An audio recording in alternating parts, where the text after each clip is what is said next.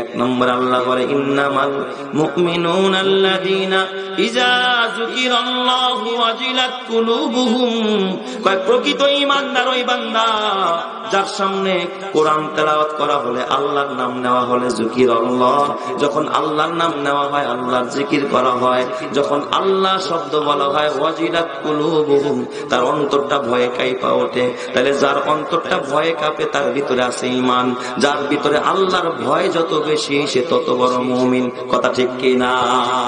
তাহলে ঈমানদারের এক নম্বরের বৈশিষ্ট্য কার ভয়? আরো জোরে কোন? আল্লাহর ভয়। এ বাজান, দুনিয়ার মুসলমান পুলিশরে ভয় পায়, এই জন্য পুলিশের সামনে চুরি করে না, অন্যায় করে না।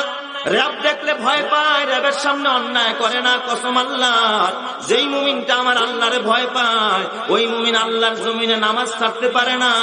যেই যুবকটা আল্লাহরে ভয় পায় ওই যুবকটা দাড়ি কামায় না।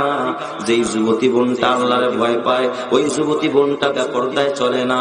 এ বাজান, যেই মুসলমানটা আল্লাহরে ভয় পায় ওই মুসলমান সুদ খায় না, ঘুষ খায় না, মাদক সেবন করে না। কথা ঠিক না ব্যাটিক জোরে কর?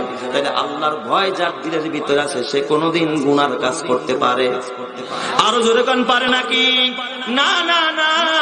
তাহলে দিলের ভিতরে থাকতে হবে কার ভয়? আল্লাহর ভয়।